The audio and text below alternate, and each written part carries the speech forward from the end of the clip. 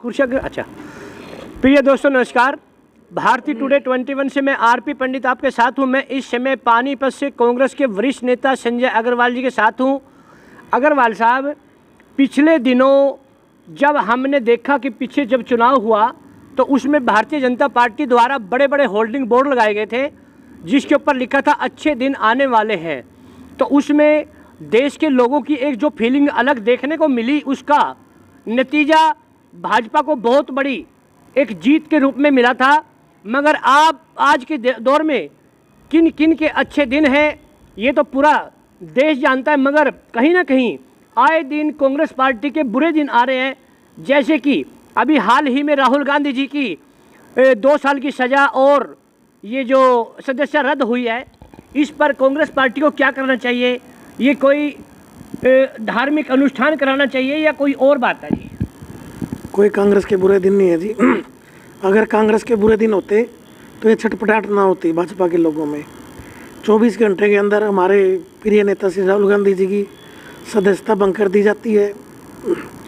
हिंदुस्तान के अंदर हजारों लाखों केस मान आने के दायर होंगे, किसी केस में आज तक सज़ा नहीं हुई। ये सब छटपटाहट है सत्ता जाने की और कुछ नहीं है। सबको पता है इस बार हर दिल के अंदर कांग्रेस है। 140 करोड़ हिंदुस्तान की जनता इस बार मन बना चुकी है कि हम सिर्फ और सिर्फ अपनी प्रिय पार्टी कांग्रेस को जिताएंगे और फिर से खुशहाली लाएंगे। तो पूरे देश में कांग्रेस पार्टी के कार्यकर्ताओं द्वारा जिस तरह से सत्याग्रह छेड़ा जा रहा है, तो कांग्रेस पार्टी के कार्यकर्ताओं को क्या उम्मीद है कि आने वाले समय में राहुल गांधी की छवि और सदस्यता किस तरह से वापस आएगी? राहुल गांधी की छवि में कोई कमी नहीं है। जब राहुल गांधी जी ने पद यात्रा निकाली थी कन्याकुमारी से लेकर कश्मीर तक, लाखों करोड़ों लोग उनके साथ पद यात्रा में शामिल हुए। एक जन सैलाब जो हिंदुस्तान के इतिहास में पहली बार किसी व्यक्ति के साथ चला हो। इसलिए राहुल गांधी की छवि के बारे में सोचने की जरूरत नहीं है। ये उनकी छवि खराब करने का प्रयास है जो किसी कीमत पर सफल नहीं होंगे, क्योंकि हिंदुस्तान की जनता समझती है इस देश का कोई भला कर सकता है तो कांग्रेस पार्टी कर सकती है, गांधी परिवार कर सकता है। इसीलिए उनकी छवि खराब करने के लिए ये लोग पूरा प्रयास कर रहे हैं जिसमें कभी कामयाब नहीं होंगे।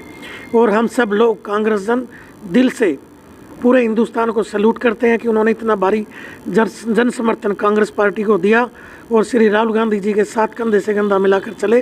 और हम हमेशा कांग्रेस पार्टी के लिए काम करते रहेंगे और कांग्रेस पार्टी हमेशा जनता की भलाई के लिए काम करती रहेगी। तो बीजेपी के जैसे कार्यकर्ता कह रहे हैं कि ये तो जुडिशियल का मामला था, तो इसमें कांग्रेस पार्टी बीजेपी पर आरोप लगाती दिख रही है, इसमें क्या सिस्टम रहेगा इसका?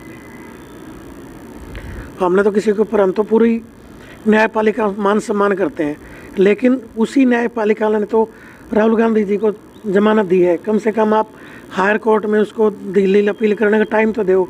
ऐसी कौन सा प्रेशर था? 24 घंटे में उनकी सदस्यता रद्द कर दी गई संसद की। भाई आप, जब हमारी न्यायपालिका ने उनको समय दे दिया, भाई आप हायर कोर्ट में जाके अपील कर सकते हो, तो उसका इंतज़ार तो करते। चलो आपने सदस्यता ख़त्म करनी थी, उस वक्त का इंतज़ार करते। जब हाई कोर्ट से भी हम चुनाव हार जाते हमारी अपील, तो कोई बात नहीं, फिर कर देते। इसका मतलब कहीं ना कहीं छटपटाहट है।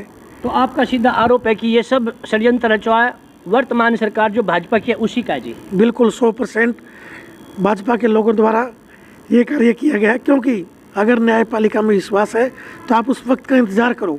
अब हम हाई कोर्ट में जा रहे हैं, उसके बाद सुप्रीम कोर्ट है, उनका फैसला आने दो। आपका हर बात हमें मंजूर, अगर हम गलत हैं तो हम सिर माथे स्वीकार करेंगे, लेकिन आप गलत चीज़ हमारे ऊपर थोपना चाह रहे हो तो किसी कीमत पर कांग्रेस पार्टी बर्दाश्त नहीं करेगी। हिंदुस्तान की जनता जागरूक है और ये किसी कीमत पर भी लोकतंत्र की हत्या नहीं होने देगी। जागरूक है और लोकतंत्र को बहाल करने के लिए कुछ भी कर सकते हैं लोग। तो पानीपत से कांग्रेस के पूर्व प्रत्याशी संजय अग्रवाल जी ने कहा कि यह जो भी करा धरा है सब ही बीजेपी का है। सीधा सीधा बीजेपी के ऊपर आरोप लगाते दिख रहे हैं, जबकि भारतीय जनता पार्टी हर मौके पर अपने आप को बचाने की कोशिश करते हुए इसे कानूनी प्रक्रिया का नाम दे रही है।